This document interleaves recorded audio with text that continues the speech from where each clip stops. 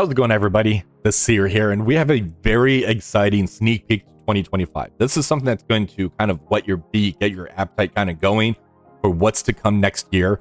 And there's also things coming in 2025 that's not listed on here that we know some information about, but not a lot.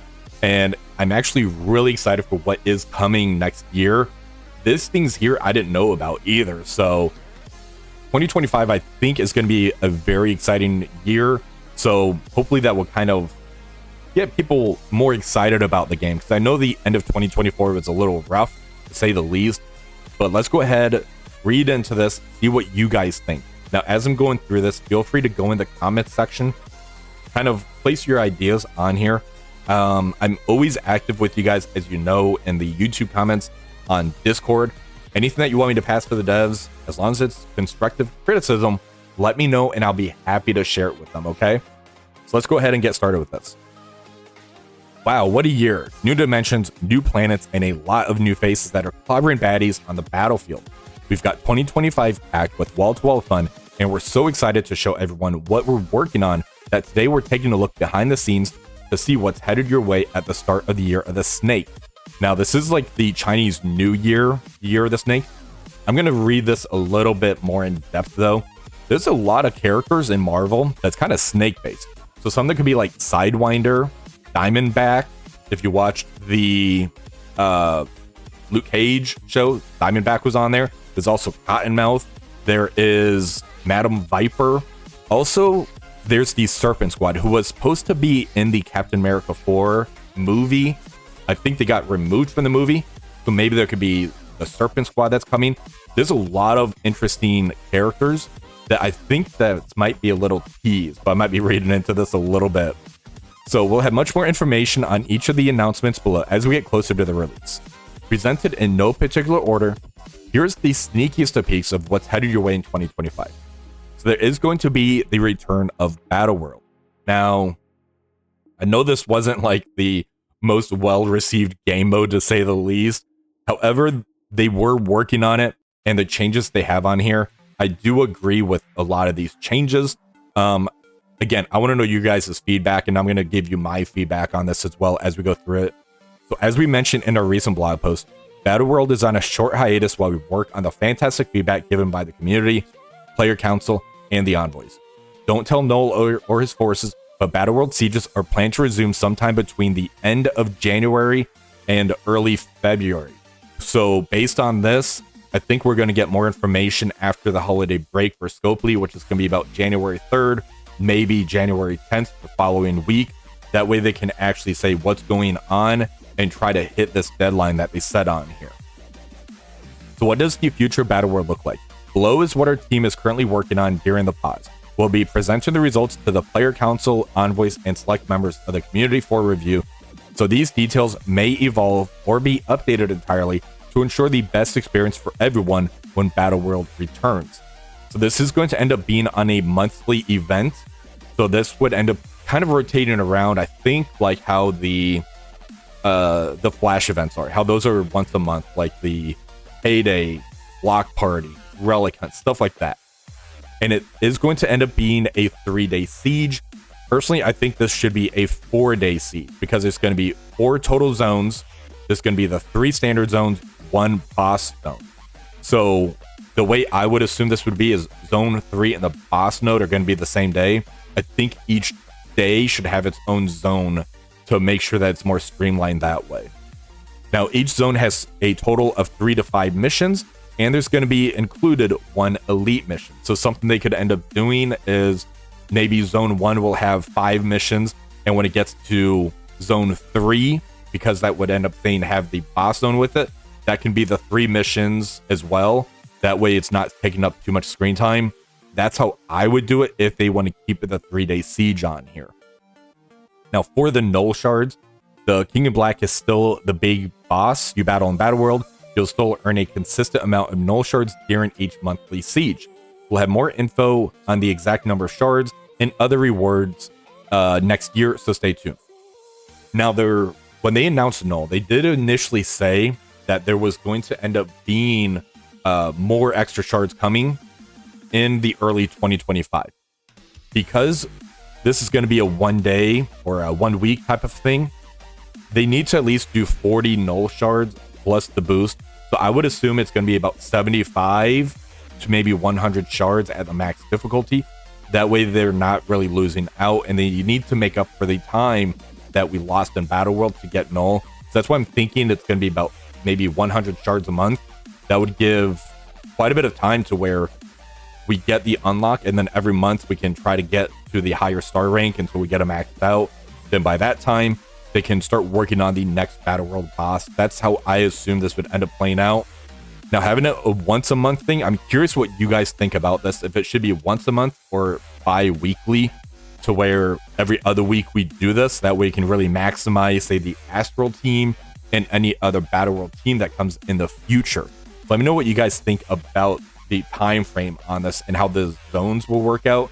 This is going to end up helping out the screen time, having it where it's not every week like that, because that was draining on me, even to where my alliance would have to ping me saying, hey, don't forget about your raids this day. And I was feeling the crunch on here as well. So now next up is going to be the Cosmic Crucible Judgment upgrades. So you guys know I'm a huge Cosmic Crucible fiend, and I'm really excited for some of these changes. I know it's not everybody's cup of tea, but again, I want to know what you guys think about these Cosmic Crucible changes. Is this something that you guys would be interested in doing? So our team has been working hard to create a new tech for us to reshape the battle for the Living Tribunal's judgment and the juicy rewards.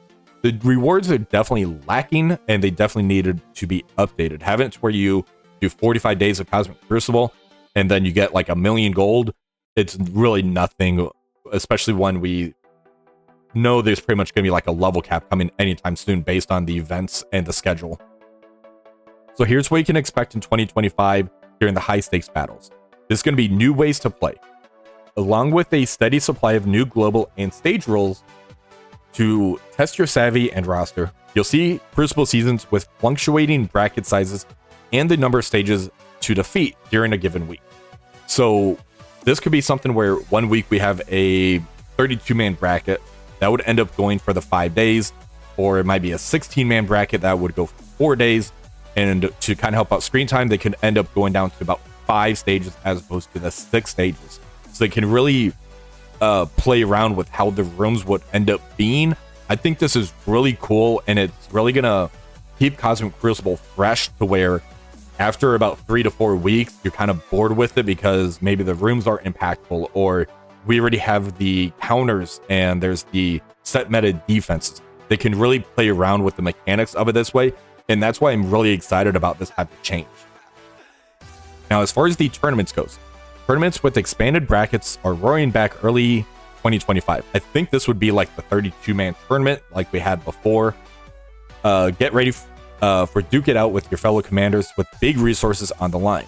Our community team will also continue more fun with the 5C tournament, where our top content creators face off in a custom Crucible tournament, while the rest of us eat snacks, steal strategies, and celebrate the victor.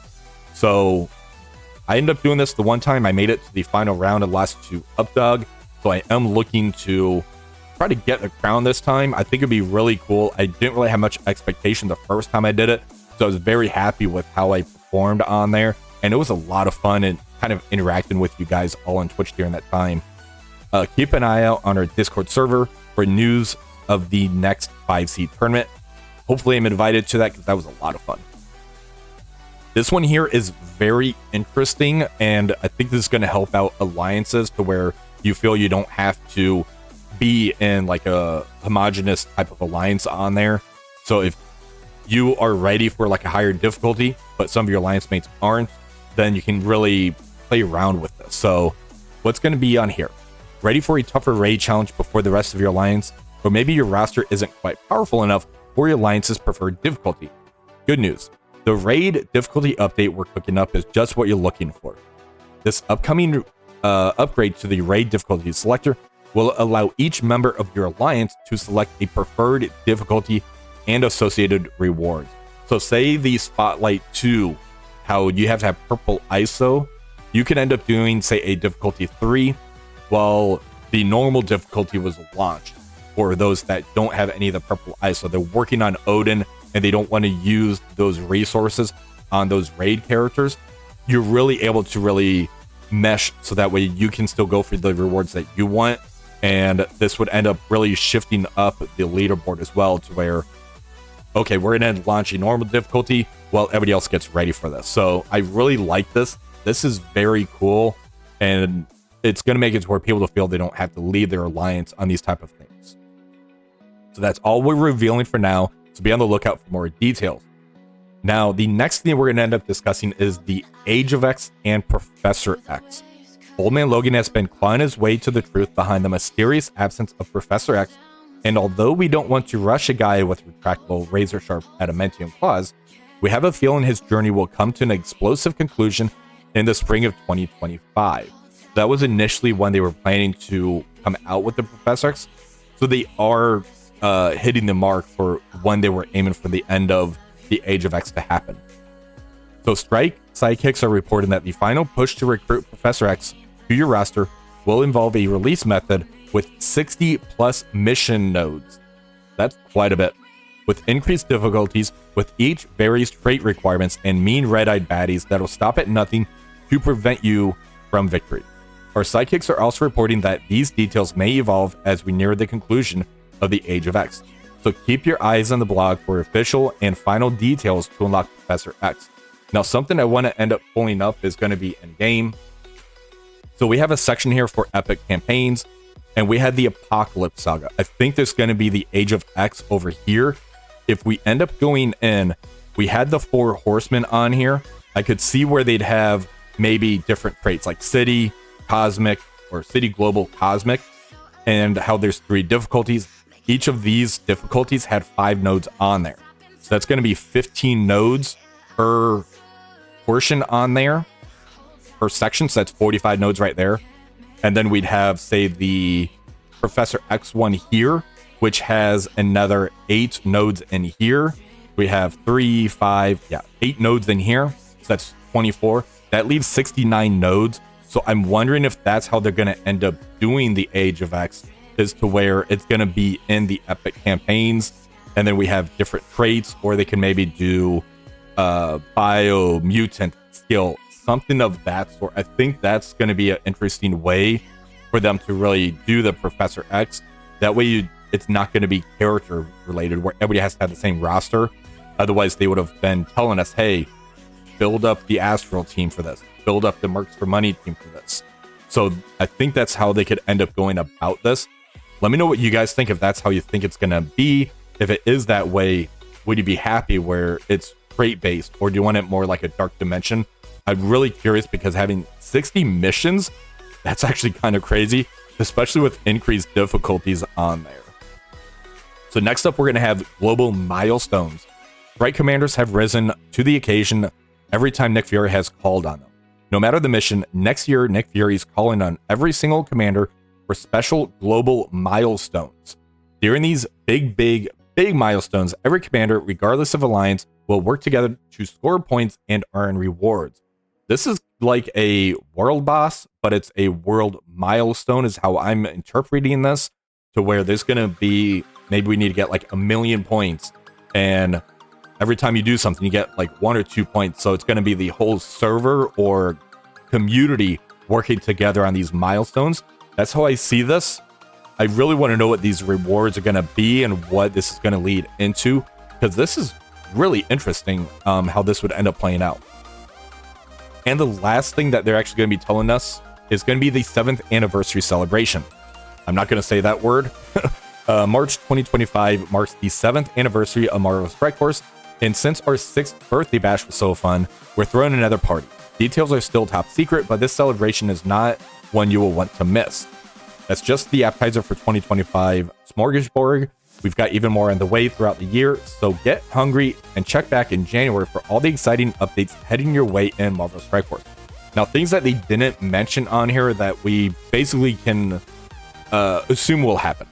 Level cap increase, probably level 105. Gear tier 20. They teased the moments before. There's no information of moments on here, so we don't know what's happening with that. Another Dark Dimension, who's going to be that character? And if there's going to end up being the end of the Age of X, who is going to be taking over after Professor X on here? Maybe it could be Onslaught, or maybe Galactus would be really cool. I think there's a lot of cool things they could do. If there's gonna be like a global milestone where everybody has to fight into get points on this, that would be an interesting way to lead into a character like Galactus on here, to where it's not just one alliance has to take them out, it has to be a global thing. Then they can start leading that into, say, a dark dimension. I think that would be really, really cool.